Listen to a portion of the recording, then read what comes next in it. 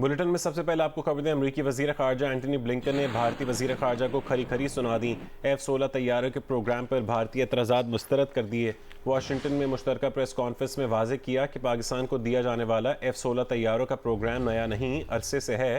یہ نئے طیارے، نئے نظام، نئے ویپن سسٹم نہیں، بلکہ یہ پروگرام پاکستان کے پاس پہلے سے موجود بیڑے کے لیے ہے۔ امریکی وزیر خارجہ نے کہا کہ ہم فوجی ساز و سامان دینے کے ساتھ اس کی مرمت اور دیکھ بھال میں بھی معاونت کے پابند ہیں۔ پاکستان کا F-16 پروگرام دہشت گردی کے خطرات سے نمٹنے کے لیے ہے۔ پاکستان کا دفاعی پروگرام دہشت گردی کے خطرات سے نمٹنے کی صلاحیت مضبوط بناتا ہے۔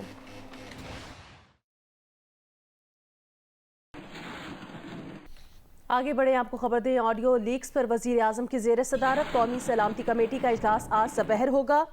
وزیر دفاع، وزیر داخلہ، وزیر خارجہ اور وزیر خزانہ شریک ہوں گے۔ سروسز چیفز اور حساس اداروں کے سربراہان بھی شرکت کریں گے۔ حساس اداروں کے سربراہان خفیہ ریکارڈنگز کے معاملے پر کمیٹی کو بریف کریں گے۔ اجلاس میں وزیر اعظم آفس کی سیکیورٹی کے معاملات کا سرنو جائزہ لیا جائے گا۔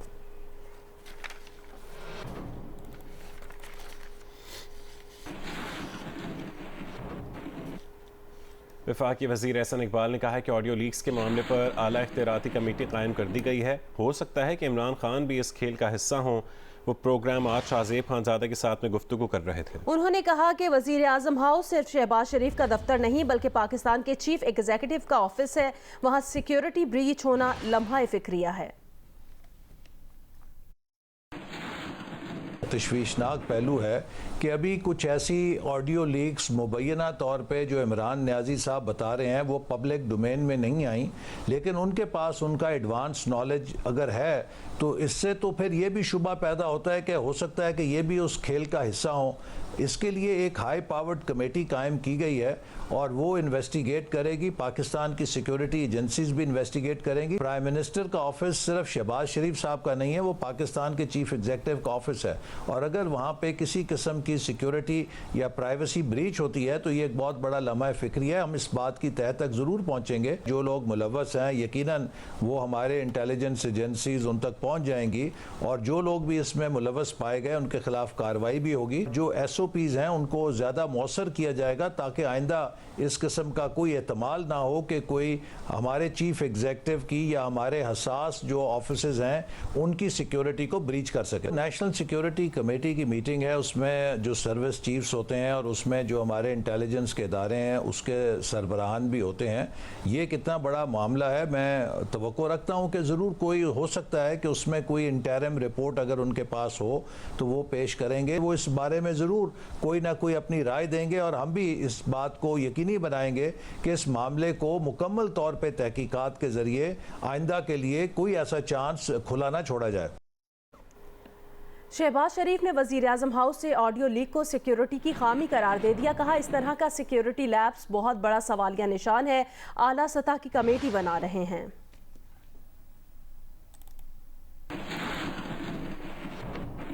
یہاں آپ کو خبر دیں، فاسٹ بولر نسیم شاہ بخار میں مبتلا ہو گئے ہیں، اسپتال داخل کر دیا گیا۔ ذرائع کے مطابق ان کے ڈینگی سمیت مختلف ٹیسٹ کرائے گئے ہیں۔ انہیں سینے میں انفیکشن کے باعث تیز بخار ہوا۔ نسیم شاہ کے آج کا میچ کھیلنے کا امکان ختم ہو گیا ہے۔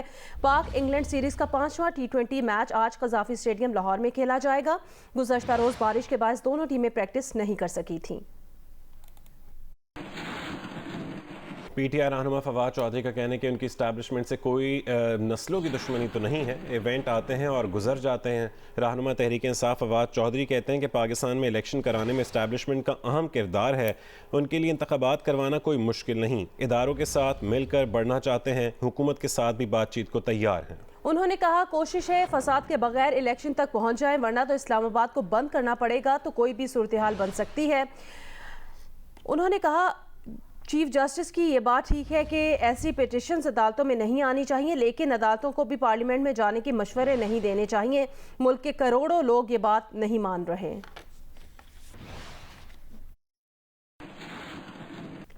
پاکستان کے لیے امداد اور قرض کے مانگنے کے طعنوں پر وزیر اعظم نے عمران خان کو جواب دیتے ہوئے کہا کہ قوم کی بہتری کے لیے مانگنے والا کام 100 بار بھی کرنا پڑا تو وہ کریں گے۔ یہ بھی کہا کہ عمران خان 4 سال باہر جا کر پاکستان کی دولت خیرات کرتے رہے۔ مانگنے کا الزام لگانے والے عمران خان آئینہ دیکھیں، آپ نے پاکستان کا بیڑا غرق کر دیا۔ इमरान खान हर अपने जलसे में आपकी एक जो क्लिप्स दिखाते हैं कि आप दुनिया से मांगने में बड़े माहिर हैं। शहबाज शरीफ जाता है हर जगह कहता है जी देखे मैं भीख तो नहीं मांग रहा, मैं मजबूर हूँ। सारी कौम को जलील करता है। खुदा की कसम मुझे अपनी कौम को बेहतर बनाने के लिए एक दफे 100 दफा करूंगा। ये जाते थे वहाँ पर पैसे देने जाते थे बाहर। तो मैं अगर मांगने जाता हूँ तो ये पैसे अपना तिजोरी लेके जाते थे बाहर। आगे बढ़ते हैं। रावलपिंडी की रवात टी चौक पर इस्लामाबाद एक्सप्रेस वे को कंटेनर्स लगाकर बंद कर दिया गया है। टी चौक रवात से रावलपिंडी जाने वाले रास्ते को भी बंद कर दिया गया। एक्सप्रेस वे और जीटी रोड पर रुकावटों के बायस शदीद ट्रैफिक जाम है। मज़ीद जानेंगे जियो न्यूज़ के नुमाइंदे शबीर डार से। शबीर, मज़ीद अपडेट कीजिएगा। जी, इस्लामाबाद इंतजामिया ने रवात टी चौक के मकाम पर इस्लामाबाद और रावलपिंडी की तरफ जाने वाले रास्ते बंद कर दिए हैं, जिसकी वजह से शहरियों को शदीद मुश्किलात का सामना है। इस्लामाबाद एक्सप्रेस वे और जीटी रोड को दोनों अतराफ से कंटेनर्स लगाकर बंद कर दिया गया है। इस्लामाबाद इंतजामिया की तरफ से अभी तक रास्ते बंद करने की वजूहात नहीं बताई गई, ताहम इस्लामाबाद ट्रैफिक पुलिस की जानिब से बताया गया है कि इस्लामाबाद रेड जोन, नादरा चौक, अयूब चौक, रवात टी चौक समेत कई रास्ते बंद है। शहरियों से मुतबादल रास्ते इख्तियार करने की अपील की गई है। रवात टी चौक पर कंटेनर्स खड़े करने की वजह से और दीगर रास्तों की बंदिश से इस वक्त जीटी रोड और इस्लामाबाद एक्सप्रेस वे पर बदतरीन ट्रैफिक जैम है। बहुत शुक्रिया शबीर डार अपडेट करने के लिए। आपको बताएं, इस्लामाबाद ट्रैफिक पुलिस का कहना है अयूब चौक, एक्सप्रेस चौक और नादरा चौक से रेड जोन के दाखिली और खारजी रास्ते बंद हैं। मुतबादिल तौर पर मागला रोड खुला है। इसके अलावा रेड जोन दाखिले के लिए सरीना चौक से सिर्फ एक लेन खुली है। रवात टी चौक पर दोनों अतराफ की ट्रैफिक के लिए सिर्फ एक लेन खुली है।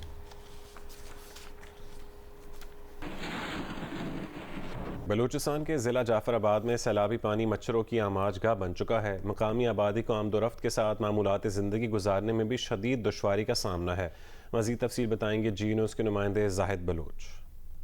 जी, जैसा कि आप मेरे अकब में देख सकते हैं कि मैं इस वक्त जाफराबाद के ज़िले हेडक्वार्टर डेरा लायार रेलवे स्टेशन के करीब मौजूद हूँ और बिल्कुल इसके सामने एक कॉलोनी है जहाँ पर बारिशों का पानी गुज़श्ता एक माह से खड़ा हुआ है। मुख्तलिफ वबाई अमराज और मुश्किलात का यहाँ के शहरियों का सामना है। दुखी वक्त में कोई भी नहीं आया है।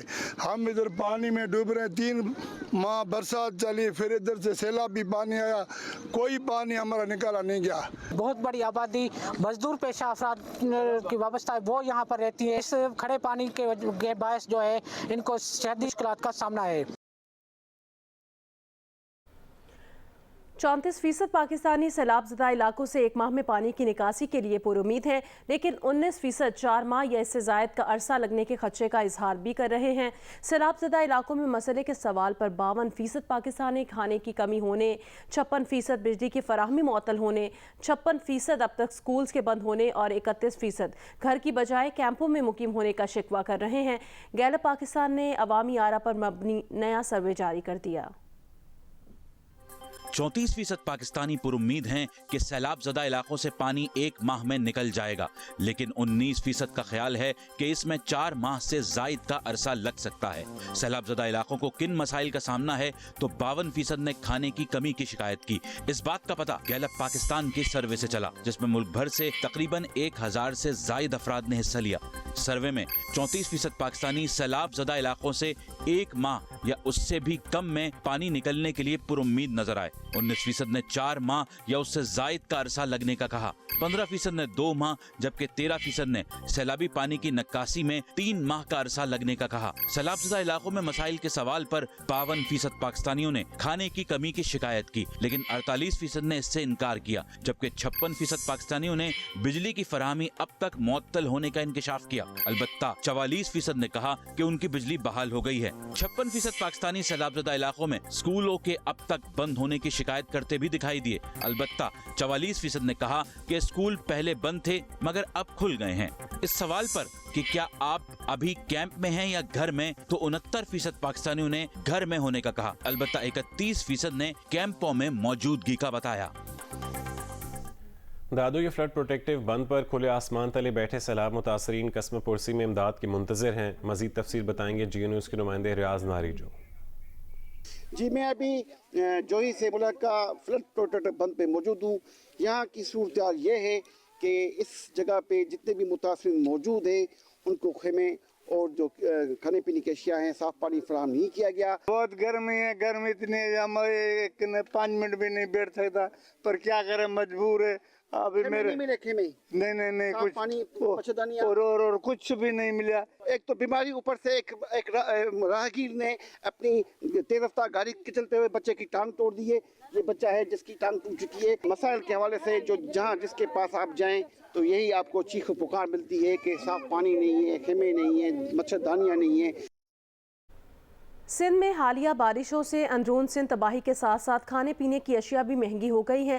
حیدرآباد سے رپورٹ کریں گے جیو نیوز کے نمائندے حامد شیخ.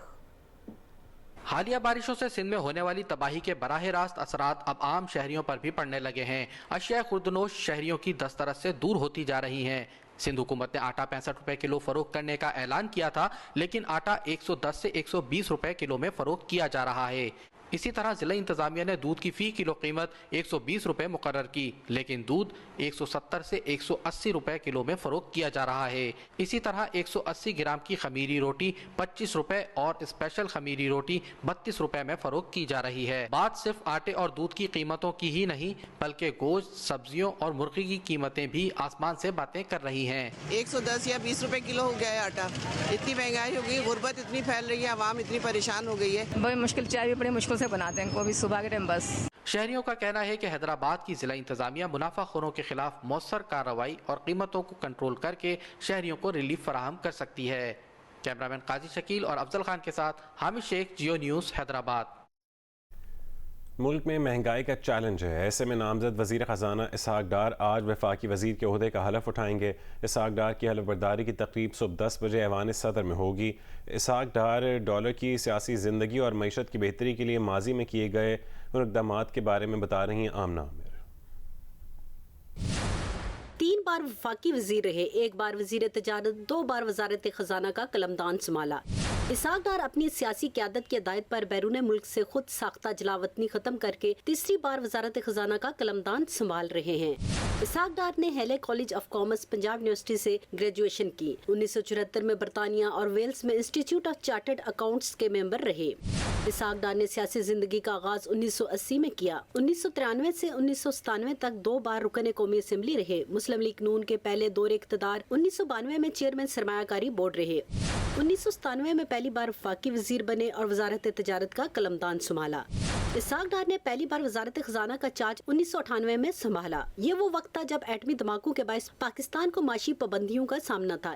اسحاق ڈار 2003 میں سینیٹر منتخب ہوئے. 2 بار ایوان بالا میں پارلیمانی لیڈر بھی رہے. اسحاق ڈار نے 2013 میں اس وقت وزارت خزانہ کا قلمدان سنبھالا جب روپیہ غیر مستحکم ہو رہا تھا اور ملک کی معیشت گراوٹ کا شکار تھی.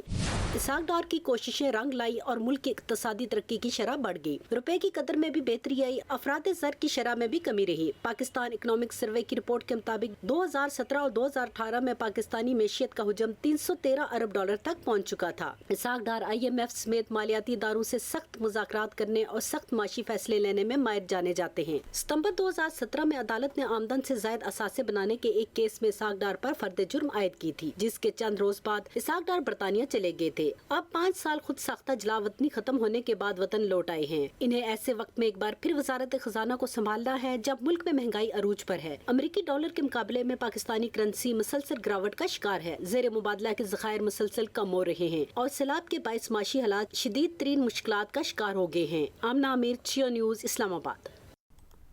سندھ میں سیلاب بچوں کے خواب بھی بہا کر لے گیا. ایسے ہی بچوں میں مہر کی دعا تنیوں شامل ہیں. تفصیلات بتائیں گے علی نعیم.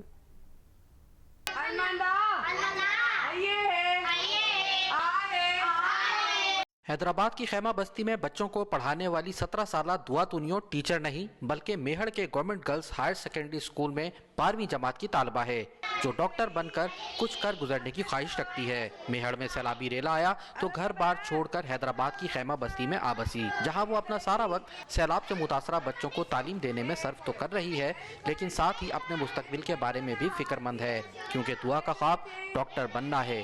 لیکن سیلاب دعا کے گھر کے ساتھ اس کے خوابوں کو بھی بہا لے گیا. دعا اپنی والدہ اور بہن بھائیوں کے ہمراہ اچھے دنوں کی منتظر ہے. میرے ابو کا خواب تھا کہ میں اپنی بیٹی کو ڈاکٹر بناؤں, اس کے بعد یہ میرا خواب بن گیا. لیکن یہ جو سیلاب آ گیا اس نے مجھے لگتا ہے ہمارے سارے خواب सैलाब के साथ बह गए, लेकिन फिर भी मेरी यही कोशिश होगी, मैं हिम्मत के साथ आगे बढ़ूंगी और अपने किसी एक बहन भाई को जरूर डॉक्टर बनाऊंगी। मेहर की दुआ ने मलाला यूसुफजई से अपील की है कि वो बैनुल अक़वामी तौर पर अपनी आवाज़ इस अंदाज से उठाएं कि सैलाब से मुतासरा उस जैसी बच्चियों की तालीम का सिलसिला तर्क ना हो, जबकि हुकूमत सिंध को हर उस बच्चे की मदद करनी चाहिए जो पढ़कर आगे बढ़ना और मुल्क का नाम रोशन करना चाहता है। कैमरामैन अफजल खान के साथ अली नई, जियो न्यूज़, हैदराबाद। कोयटा में खुश्क और बदलते मौसम में नाक, कान, गले और सीने के अमराज में इजाफा देखने में आ रहा है। इस सूरत हाल से आगाह करेंगे कोयटा से जियो न्यूज़ के नुमाइंदे सलमान अशरफ। वादी कोयटा के दौरान में मौसम बदलना शुरू हो गया है। सुबह और शाम के औकात में मौसम में खुनकी के बाइस शहरी मुख्तलिफ किस्म की मौसमी बीमारियों का शिकार हो रहे हैं। हॉस्पिटल्स में और प्राइवेट क्लिनिक्स में डॉक्टर्स के पास गला, सीना खराब, बुखार और इस तरह के दीगर जो वबाई अमराज हैं उसके मरीज़ों की तादाद में इजाफा हो गया है, जिनमें ज़्यादातर बच्चे, नौजवान और बड़ी उम्र के लोग शामिल हैं। तिब्बी माहिरीन का कहना है कि शहरी सुबह और शाम के औकात में घर से निकलते वक्त अपने सीने और सर को ढांपें, क्योंकि सर्दियों का मौसम शुरू होने वाला है। ऐसे में फौरी तौर पर सर्दी के असरात से उन्हें नुकसान पहुँच सकता है, जबकि रात और सुबह के औकात में घर में निकलने से पहले वो अपने आप को बाज़ाब्ता तौर पर वार्म अप करें ताकि जो खुनकी के असरात हैं वो उन पर असर न करें। घोटकी के इलाके खानपुर महर में इंतजामिया की मुबैना गफलत के बायस ताहाल बारिश का पानी नहीं निकाला गया। काश्तकारों की मुश्किलात बताएंगे जियो न्यूज़ के नुमाइंदे मलिक मोहम्मद असलम। जिला घोटकी और इसकी गिरदनवा में जहां बारिश ने फसलों और शहरी और दही इलाकों में मकानात को नुकसान पहुंचाया है, वहीं पर जो है बागात भी शदीद मुतासर हुए हैं। आप देख सकते हैं कि ये तहसील खानगढ़ में मौजूद एक बाग है आम का, जिसमें पानी अभी तक मौजूद है और ये बारिश का पानी है जिसे निकाला नहीं जा सका और आम के बागात जो है वो खुश्क होना शुरू हो गए हैं। बहुत से दरख्त जो हैं वो जल गए हैं, उनके पत्ते झड़ गए हैं, मगर निकासी आब का बंदोबस्त ना होने की वजह से काश्तकार भी परेशान हैं और बाग के जो मालकान हैं वो भी परेशान हैं। निकासी आब के लिए यहाँ पर भारी मशीनरी की ज़रूरत है ताकि इस पानी को निकाल कर बागों को, मकानात को मज़ीद जो है नुकसान होने को बचाया जा सके। अभी आपको खबर दें, मालाकंड के इलाके मटकरी में नामालूम अफराद की फायरिंग से 3 अफराद जान बहक हो गए। पुलिस के मुताबिक लाशें बटखेला अस्पताल मुंतकिल कर दी गई हैं, जबकि हमलावरों की तलाश जारी है।